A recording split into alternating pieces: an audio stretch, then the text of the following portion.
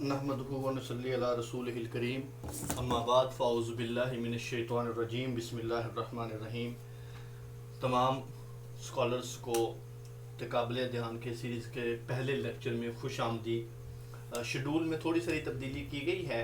पहले आपको बताया गया था कि ये वाला वीक हमारा इस्लामिक स्टडीज़ का हिस्ट्री का चलेगा, लेकिन थोड़ी सी अमेंडमेंट की गई है। आज इंशाअल्लाहुल अज़ीज़ आज से हम तक़ाबुल ध्यान को पढ़ेंगे। पहले नंबर पे तो ये समझ लीजिए कि तक़ाबुल ध्यान है क्या और इसमें हमने किन मज़ाहब को पढ़ना है। तक़ाबुल का मतलब होता है मुकाबला करना, कंपैरिजन करना, आपस में एक दूसरे की खूबियों खामियों को और बुनियादी मुबाहिस को डिस्कस करना। और अदयान जमा है दीन की, और दीन जो है दुनिया में कई एक मज़ाहिब हैं, इनकी आगे कई इकसाम भी हैं। तो वो सारी चीज़ें हम बुनियादी इस पूरे वीक में हम देखेंगे। आज उसका पहला लेक्चर है। पहले नंबर पे देख लीजिए कि मज़ाहब की इकसाम कितनी है। हम मज़ाहब की अगर आप इकसाम देख लें तो फिर हमें आसानी से चीज़ें समझ आ जाएंगी। मज़ाहब की 3 इकसाम है जो कि मैं यहाँ पर आपके सामने नोट कर देता हूँ, जिनमें पहले नंबर पर आप कह लें कि सामी मज़ाहब हैं। ओवरऑल वैसे 2 बताए जाते हैं, सामी और गैर सामी। वैसे ये जर्नल 2 इकसाम बनती हैं, सामी और गैर सामी। फिर गैर सामी में भी कुछ लोगों ने आगे उसको आरियाई आप कह लें या मंगोली कह लें, ये 2 किस्में उसकी गैर सामी की बयान फरमाई हैं। ये 2 हैं क्या? पहले नंबर पे तो ये समझ लें, सामी कहते हैं, आप इसको कह लें इल्हामी मज़ाहिब को।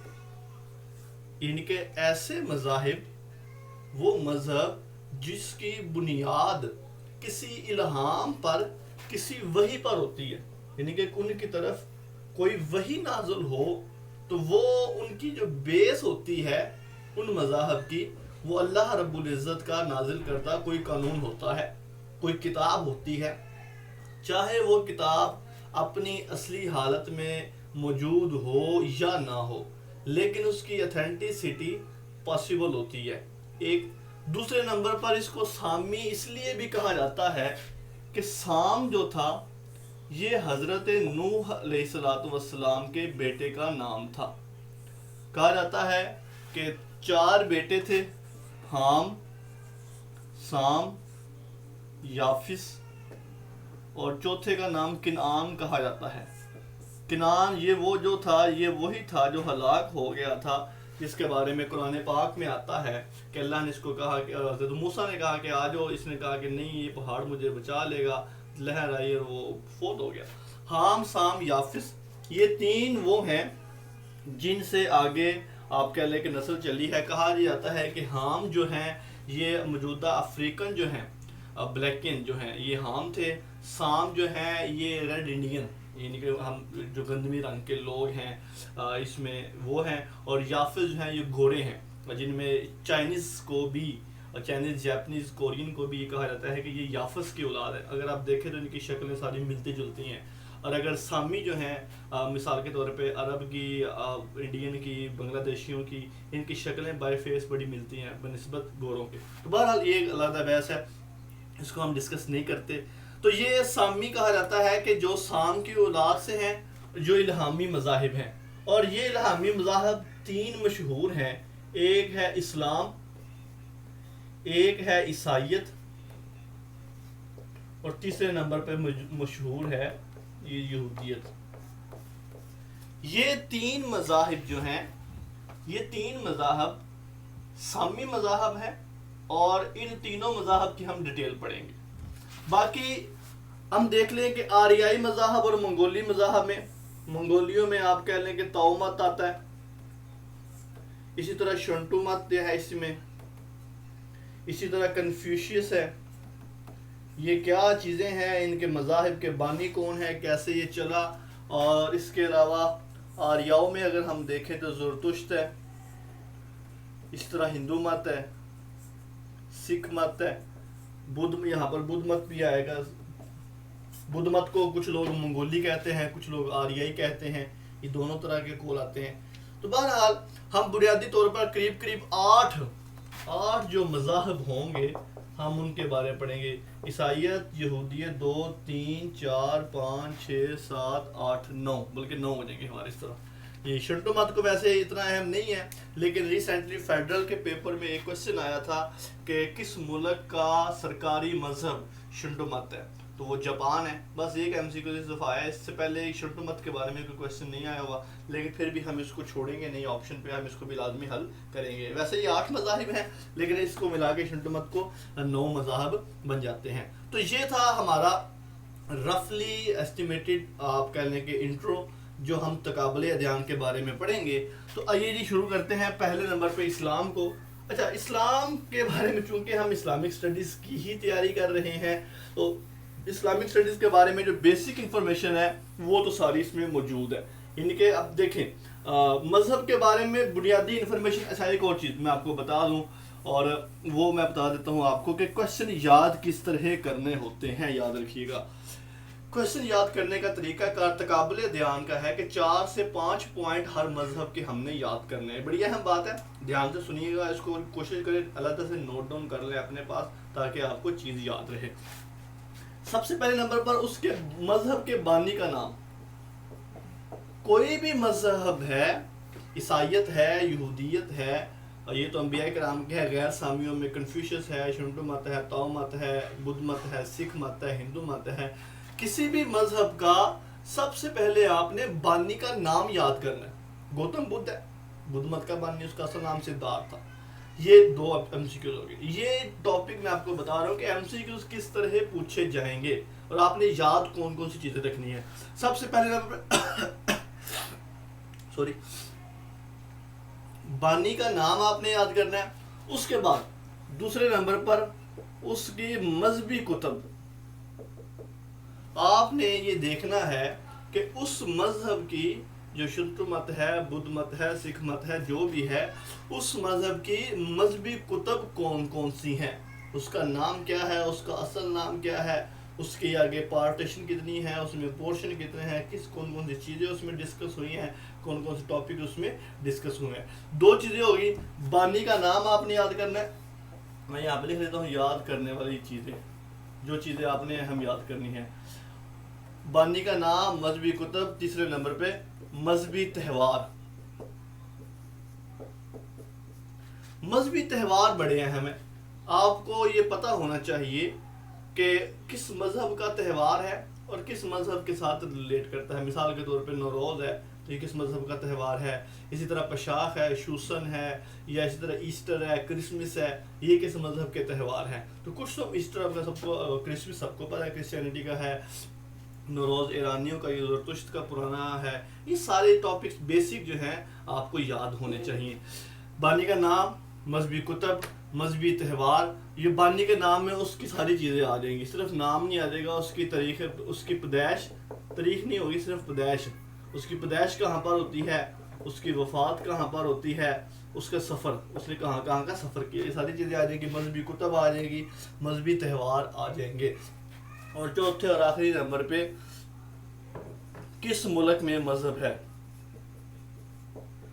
مثال کے طور پہ اگر بات کی جائے کہ جیسے چائنا، انڈیا کی بات کی جائے تو انڈیا میں کون سا مذہب زیادہ ہے، ہندو مت ہے، لیکن وہاں کا سرکاری مذہب نہیں ہے. یاد رکھیے گا انڈین لاس میں لکھا ہوا ہے کہ India is a secular state.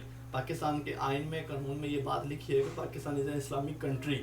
یہ اسلامک رولز اینڈ ریگولیشن کی بنیاد پہ بنایا گیا ہے. لیکن انڈیا جو ہے، انڈیا کے آئین میں، قانون میں یہ نہیں لکھا ہوا کہ یہ ایک ہندو اسٹیٹ ہے، بلکہ وہاں پر ایک سیکولر اسٹیٹ لکھا ہوا ہے.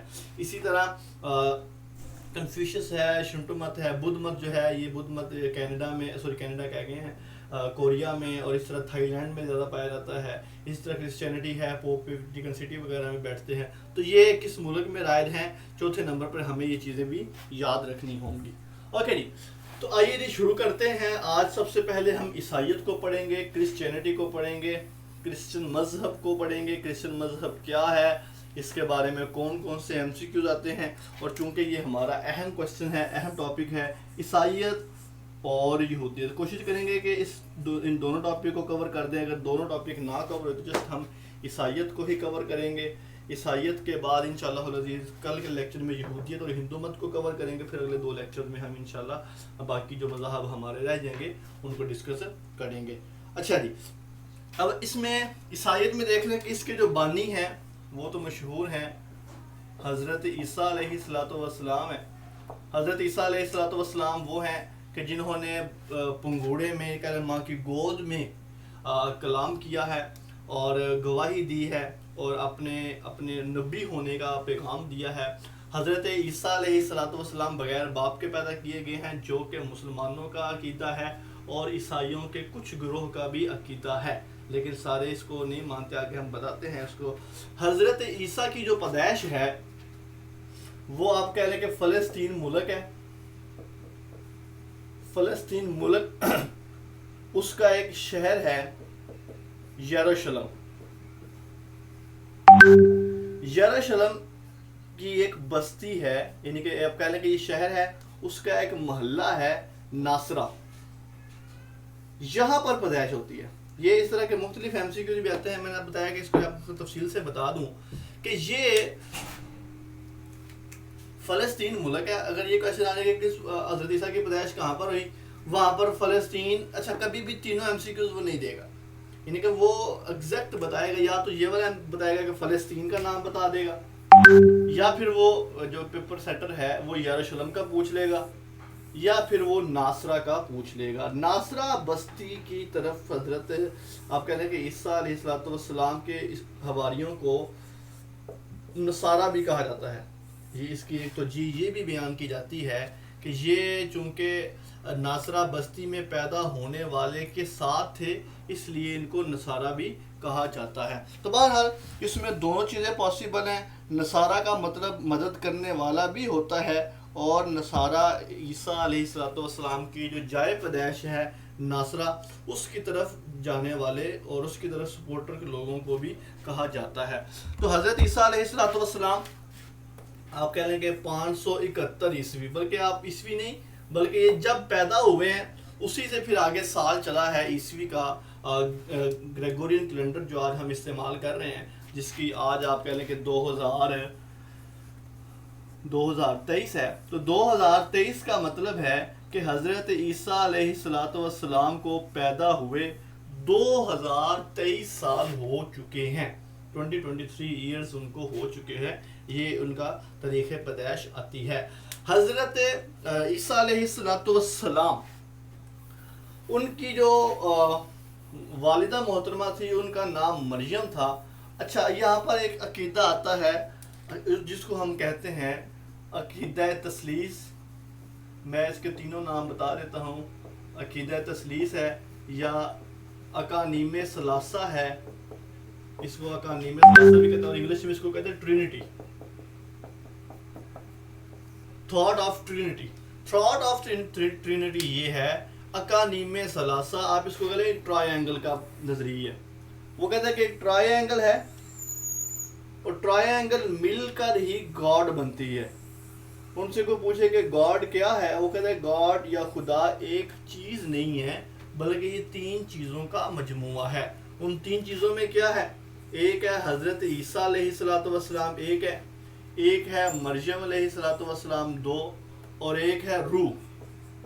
یہ روح کا لفظ وہ استعمال کرتے ہیں، اکثر ان کی کتابوں میں بھی لکھا ہوتا ہے۔ میرے پاس بائبل پڑھی ہے، مگر آپ کو دکھا سکوں پاسبل ہے، بلکہ کل انشاءاللہ دکھائیں گے، اس میں ڈسکس کریں گے لائبریری میں۔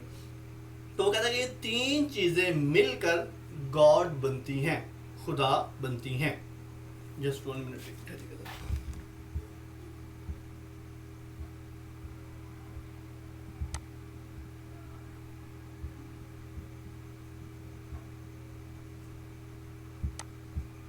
ہیلو، آواز کلیئر آ رہی ہے میرے خیال سے؟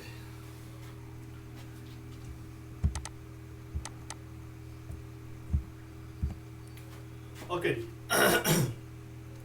تو بہرحال عیسیٰ علیہ السلام، حضرت مریم اور روح کا وہ لفظ استعمال کرتے ہیں، یہ تینوں چیزیں مل کر خدا بنتی ہیں۔ اس مجموعے کو عقیدہ تثلیث کہتے ہیں۔ تثلیث اگر دیکھیں، تثلیث لفظ نکلا ہے ثلاثہ سے۔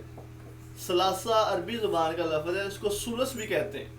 یہ اگر آپ نے دیکھا ہو، اگر آپ قرآن پاک پڑھتے ہیں تو قرآن پاک میں ایک ربو ہوتا ہے جس میں 22 پارہ ہوتا ہے، اس کے بعد نصف ہوتا ہے، نصف کے بعد ثلث ہوتا ہے، ثلث القرآن۔ سورۃ اخلاص کو بھی ثلث القرآن کہا جاتا ہے، تھرڈ حصہ۔ سورۃ اخلاص کو ثلث القرآن اس لیے کہا جاتا ہے کہ یہ چونکہ قرآن پاک کا ایک ٹاپک جو اس میں ڈسکس ہوئے ہیں پوائنٹس، اس میں ایک بہت بڑا موضوع توحید ہے، یعنی کہ ہر آیت میں قریب اللہ نے توحید بیان کی ہے، اپنی توحید، اپنی وحدانیت کو بیان کیا ہے۔ یہ جو ایک صورت ہے سورۃ اخلاص، پوری کی پوری یہ آپ کہہ لیں کہ توحید ہے، صرف اس میں قل هو اللہ احد، اس میں ساری کی ساری توحید ہے، اس لیے اس کو ثلث القرآن بھی کہا جاتا ہے۔ تو بہرحال عقیدہ تثلیث، ثلاثہ، ثلث، یہ تین نظریات، تین لوگوں کا خدا ہونا ہے، اس کو ٹرینٹی کہتے ہیں، اور اس کا تعلق جو ہے وہ بھی حضرت اب کہہ لیں کہ عیسائیت کے ساتھ ہے۔ اوکے جی، اس کے بعد آ جاتے ہیں کہ ان کی طرف نازل ہونے والی جو کتاب ہے حضرت عیسیٰ علیہ السلام کی طرف، اس کا نام ہے انجیل۔ انجیل یہ ایک عبرانی زبان کا لفظ ہے، ہمارے جو کیمسی کو اسی طرح کہیں گے، اور اس کا لغوی مطلب ہوتا ہے خوشخبری۔ یہ آپ نے ذہن میں رکھنا ہے، انجیل کا لغوی مطلب ہے خوشخبری، گڈ نیوز، اچھی بشارت۔ بشارت بھی اس کا معنی آتا ہے، خوشخبری بھی آتا ہے، اور اس کے ساتھ ساتھ بشارت بھی اس کا معنی آتا ہے۔ خوشخبری یا بشارت انجیل کا لغوی مطلب ہے۔ 4 اناجیل مشہور ہیں، انجیل متی ہے، لوکا ہے، مرکس ہے اور یوحنا ہے۔ ان چاروں کو اناجیل اربع کہتے ہیں، ان چاروں کو اناجیل اربع کہا جاتا ہے۔ اناجیل اربع، 4 اناجیل یہ مشہور ہیں۔ ایک انجیل جو ہے اس انجیل پر پابندی ہے عیسائیوں کے نزدیک، اور اس کو انجیل برناباس کہا جاتا ہے۔ انجیل برناباس آپ کہہ لیں کہ عیسائیوں کی وہ انجیل ہے کہ جس پر عیسائیوں کی طرف سے ہی پابندی ہے، بلکہ کچھ جو عیسائی مورخ ہیں، تاریخ دان ہیں، وہ یہ سمجھتے ہیں کہ یہ ایک جعلی انجیل ہے۔ برناباس کون تھے؟ برناباس اصل میں حضرت عیسیٰ علیہ السلام کے حواریوں میں سے ہی تھے۔ اصل نام ان کا تاریخ میں یوسف بیان کیا جاتا ہے، ان کا اصل نام یوسف بیان کیا جاتا ہے۔ یہ اس پر پابندی کیوں ہے؟ پہلے نمبر پر سمجھ لیں کہ اس میں کچھ ایسے حقائق بیان کیے گئے ہیں جو اسلام کے ساتھ بہت زیادہ ریلیٹ کرتے ہیں۔ مثال کے طور پہ اس میں یہ بتایا گیا ہے کہ تثلیث، عقیدہ تثلیث جو ہے، جو آپ کہہ لیں کہ سوچ ہے کہ 3 لوگ مل کے خدا بنتے ہیں، یہ غلط ہے۔ اس برناباس انجیل میں توحید کو بیان کیا گیا ہے۔ ڈیفینیٹلی اس وقت کی عیسائیت جو ایک بنیاد کھڑی تھی ساری کی ساری، وہ اس کی وجہ سے گر سکتی تھی، اور گری بھی، اس لیے انہوں نے سرے سے اس انجیل پر ہی پابندی لگا دی۔ دوسرے نمبر پہ اس انجیل میں نبی صلی اللہ علیہ وآلہ وسلم کی بشارت بھی دی گئی ہے، یعنی کہ یہ بھی بتایا گیا ہے کہ نبی صلی اللہ علیہ وآلہ وسلم جو ہیں وہ آئیں گے آپ کے بعد، یعنی کہ حضرت عیسیٰ کے بعد، اور اس انجیل میں ہی، یعنی کہ آپ کہہ لیں کہ انجیل برناباس میں ہی نبی صلی اللہ علیہ وآلہ وسلم کا باقاعدہ جو نام بیان کیا گیا ہے اس کو فارکلیت کہا گیا ہے۔ یہ بھی ہم سے کیوں آتا ہے کہ نبی صلی اللہ علیہ وآلہ وسلم کا نام فارکلیت کس انجیل میں بیان کیا گیا ہے، تو وہ انجیل برناباس ہے۔ فارکلیت کا مطلب پختہ بھی ہے، تعریف کیا گیا بھی ہے، بہت زیادہ معتبر بھی ہے، اور عربی میں اس کا ترجمہ دیکھا جائے تو وہ بہترین ترجمہ بنتا ہے احمد کے نام سے۔ عیسائی اس بات کو تو مانتے ہیں کہ برناباس انجیل میں فارکلیت کا نام آیا ہے، لیکن وہ اس کی تعویل یہ کرتے ہیں کہ اس فارکلیت سے مراد عیسیٰ علیہ السلام ہی ہیں، نہ کہ نبی صلی اللہ علیہ وآلہ وسلم۔ بہرحال یہ انجیل برناباس کے متعلق 2 اہم پوائنٹس تھے جو میں نے آپ کو بتائے۔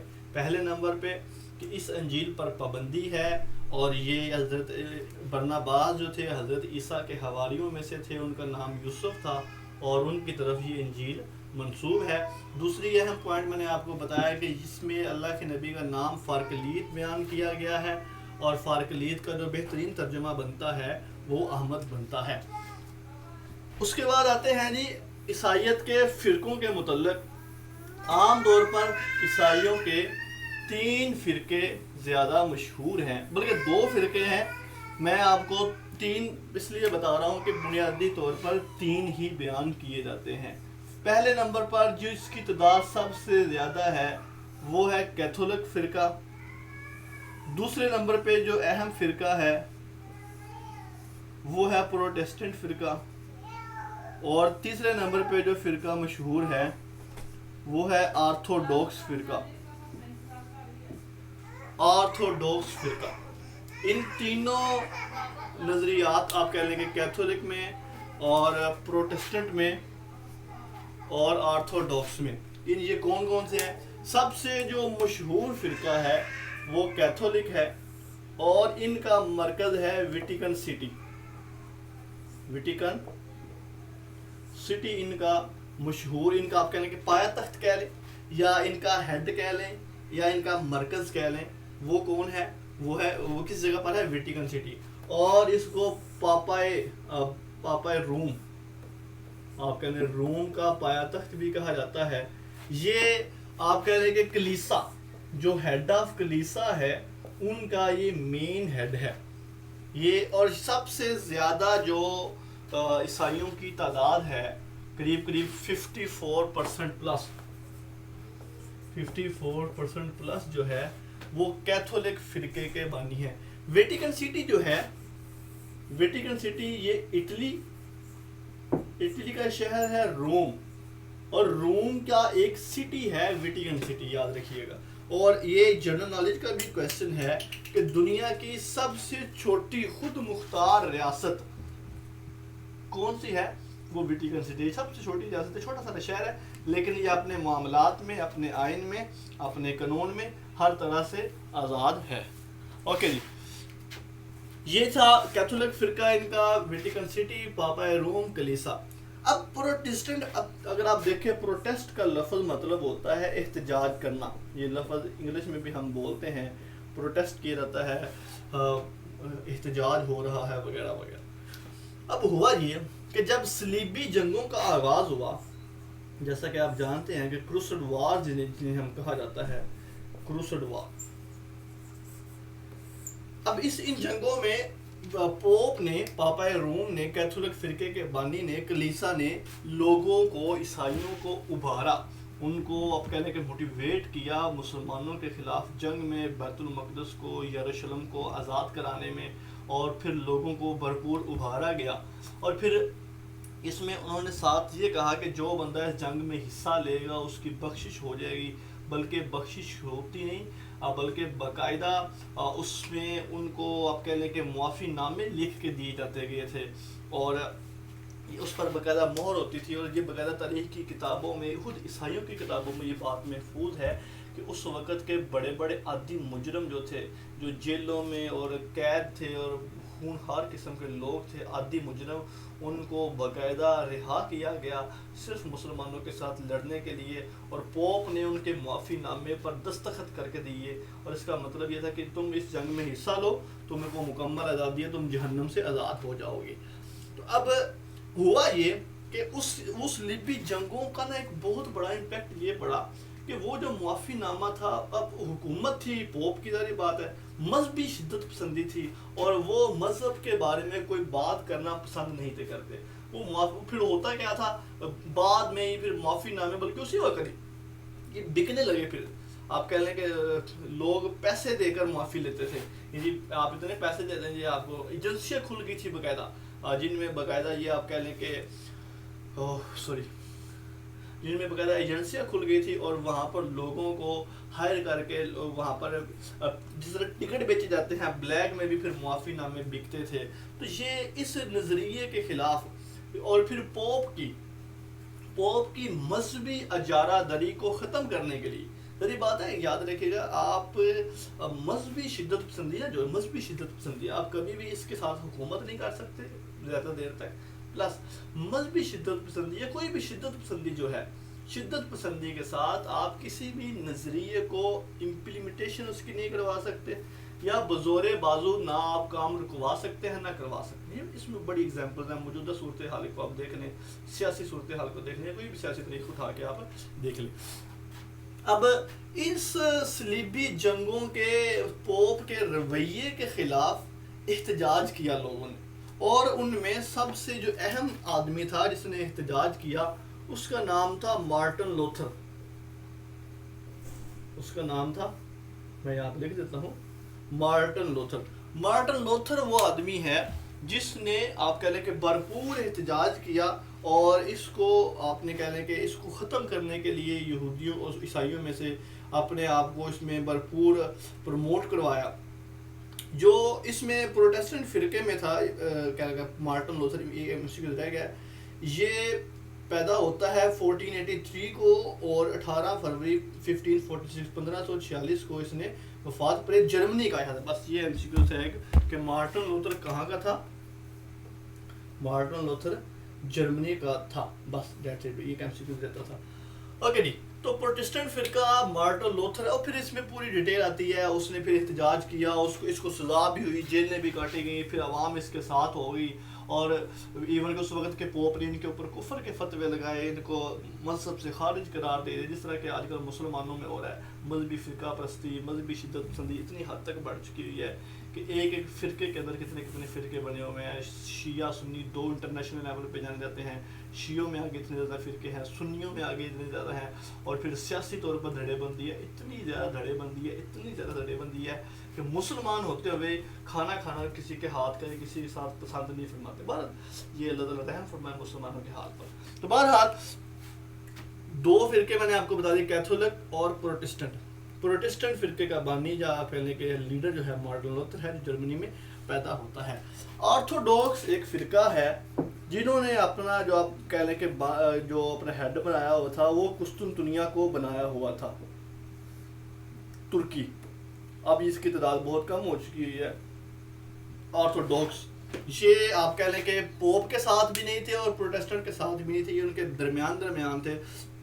اگر جب سلطان محمد فاتح نے ترکی کو قسطنطنیہ کو فتح کیا نا، تو اس وقت یہ کہا جاتا ہے کہ آرتھوڈوکس ہی تھے جو اندر سے انہوں نے اپنی کہنے کہ بڑی کوشش کی بچانے کی، لیکن وہ اس کو قسطنطنیہ کو نہیں بچا سکے. تو بہرحال آرتھوڈوکس فرقے کے بارے میں اتنا ہی آتا ہے کہ ان کی تعداد بہت کم ہے باقی مذاہب کی باقی کیتھولک اور پروٹیسٹنٹ کی نسبت سب سے زیادہ کیتھولک ہیں، اور اس سے دوسرے نمبر پر پروٹیسٹنٹ ہیں، اور تیسرے اور آخری نمبر پر آرتھوڈوکس ہیں. اچھا، یہ ان کے بارے میں کہ یہ لوگ عیسیٰ کو ہی خدا مانتے ہیں، ان کی تعداد صرف 10% ہے. اوکے جی، ایک کویسچن آتا ہے اور بھی، اور وہ ہے کہ جدید عیسائیت کا بانی کون ہے؟ جدید عیسائیت کا بانی کا اصل نام تھا ویسے ساؤل، لیکن یہ سینٹ پال کے نام سے مشہور ہے. اصل میں ہمارے پاس بلکہ ہمارے پاس اب تو کوئی بھی اس لیے حالت میں کتاب نہیں پہنچی ہے. جتنی بھی عیسائیت کی آپ کہہ لیں کہ لٹریچر ہے، جتنی بھی تعلیمات ہیں، وہ کرسچینٹی تک پہنچی ہی سینٹ پال کے ذریعے ہیں. سینٹ پال ہی وہ شخص ہے جس نے حضرت عیسیٰ علیہ السلام کی تعلیمات کو آگے لوگوں تک پہنچایا. یہ سینٹ پال ہی وہ شخص ہے. تو بہرحال سینٹ پال یا اس کا اصل نام جو ہے وہ ساؤل ہے. ساؤل ہی وہ شخص ہے جس نے تعلیمات کو آگے لوگوں تک پہنچایا ہے.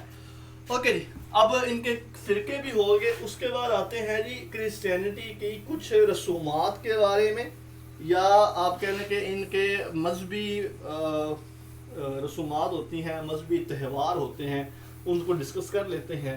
سب سے پہلے نمبر پہ ان کا ایک تہوار آتا ہے، آپ کہہ لیں کہ بپتسمہ، بلکہ تہوار نہیں ہے. بپتسمہ ایک روحانی غسل ہے.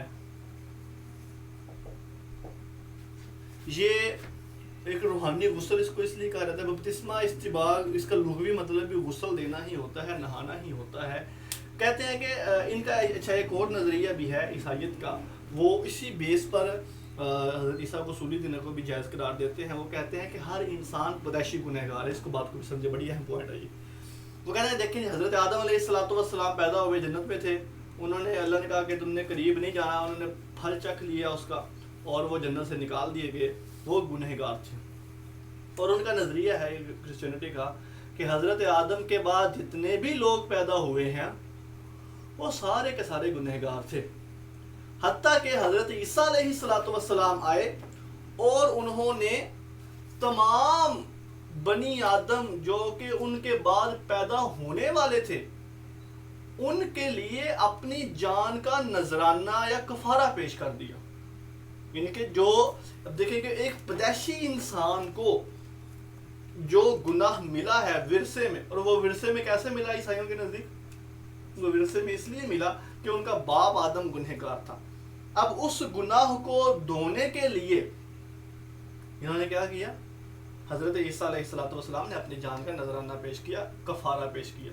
اگر آپ کبھی ہالی ووڈ کی موویز دیکھیں نا تو ہالی ووڈ کی موویز میں اکثر جو مذہبی اس میں ٹچ ہوتا ہے, اس میں یہ کہتے ہیں کہ گاڈ تمہارے لیے مرا ہے, گاڈ تمہارے گناہوں پہ, تمہارے پاپوں پر جا کر اس نے اپنی جان کو قربان کر دیا. مطلب ان کا نظریہ یہ ہے کہ حضرت عیسیٰ کی جو, اس کو عقیدہ کفارہ بھی کہتے ہیں, یہ بھی آپ اس کو سمجھ لیں, اس کو عقیدہ کفارہ بھی کہا جاتا ہے. بہرحال بپتسمہ ایک روحانی غسل ہے. کہا یہ عیسائیوں کے نزدیک ہے کہ حضرت عیسیٰ علیہ السلام کو بھی غسل دیا گیا تھا اور ان کو غسل حضرت یحییٰ علیہ السلام نے دیا تھا. آج کل جو بھی بچہ روحانی پیدا ہوتا ہے, اب بچہ پیدا ہوتا ہے, آپ دیکھیں گے کسی نے آپ کو ویڈیوز بھی مل جائے گی, وہ اس کو گرجا گھر میں چرچ میں لے کے جاتے ہیں. انہوں نے اپنے پاس اس طرح کا ایک بول رکھا ہوتا ہے, تینوں طریقے ہیں. کبھی اس پر پانی بس چھڑک دیتے ہیں, اس سے بھی روحانی غسل ان کے نزدیک ہو جاتا ہے. بعض دفعہ اس کو ڈبکیاں میں لگاتے ہیں. تو بہرحال اپنا اپنا نظریہ ہے. تو بہرحال بپتسمہ ان کا آپ کہہ لیں کہ ایک روحانی غسل ہے جو کرسچینٹی میں موجود ہے. اس کے بعد ہے جی کرسمس. یہ ان کا اہم تہوار ہے اور یہ تو ظاہر بات ہے 25 دسمبر کو منایا جاتا ہے حضرت عیسیٰ علیہ السلام کی پیدائش کے بارے میں. لیکن یہ جو 25 دسمبر ہے, یاد رکھیے گا یہ کنفرم نہیں ہے, یہ بس اتنا ہی ہے جتنا کہ آپ کہنا کہ انہوں نے خود ہی بنا لیا ہوا ہے. حالانکہ اس کی اگر ایگزیکٹ دیکھا جائے تو ایگزیکٹ جو طریقہ پیدائش ہے 25 دسمبر نہیں ہے, بلکہ اس میں آگے تھوڑا بہت تبدیلی آتی ہے. اس کے بعد ان کا ایک تہوار ہے ایسٹر. آپ کہہ لیں کہ ایسٹر کو عید ہوتی ہے, عید فصح بھی کہا جاتا ہے اس کو. عیسائیوں کا عقیدہ یہ ہے کہ حضرت عیسیٰ علیہ السلام کو جو پھانسی لگائی گئی, پھانسی لگانے کے 3 دن بعد وہ دوبارہ زندہ ہو گئے تھے. تو دوبارہ جی اٹھنے کی خوشی میں, دوبارہ زندہ ہو جانے کی خوشی میں عیسائی جو ہیں ایسٹر مناتے ہیں. ایسٹر 21 مارچ کو آتا ہے, لیکن اس کا جو ایگزیکٹ طریقہ کار ہے کبھی بھی یہ کنفرم نہیں ہوتا ہے, بلکہ 21 مارچ یا اس کے بعد جب بھی پورا چاند ہوتا ہے, یعنی کہ چاند کی تاریخ مکمل ہو جاتی ہے, اس کے بعد جو سنڈے آتا ہے اس سنڈے کو یہ ایسٹر مناتے ہیں. آپ کہہ لیں کہ یہ ہر سال ڈیٹ بدلتی رہتی ہے. اگر آپ گوگل پہ دیکھیں کہ 2024 میں ایسٹر کس دن ہوگا تو وہ آپ کو ایگزیکٹ ڈیٹ بتا دیتا ہے. بہرحال یہ ایک ایسا تہوار ہے جو سارے مذاہب مسلم بھی پایا جاتا تھا. اسی طرح ایسٹر کے بعد عشاء ربانی.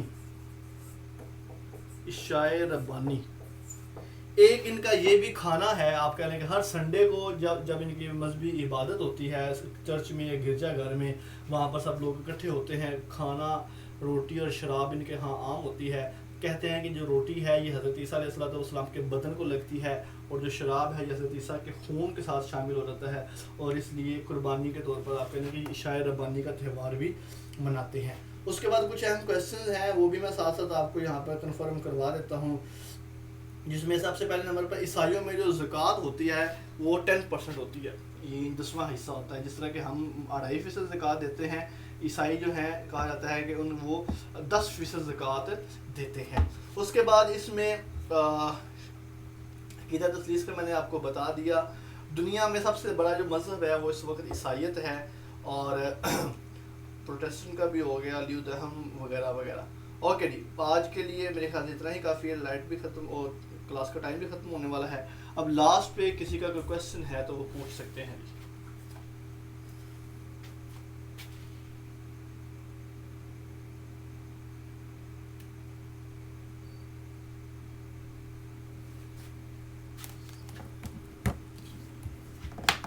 یہ کلاس لاسٹ پہ کسی کا کوئی کویشچن ہے تو آپ پوچھ سکتے ہیں. اچھا ٹوٹل اصل میں 3 مذاہب جو ہے نا وہ اصل میں مذاہب نہیں ہیں.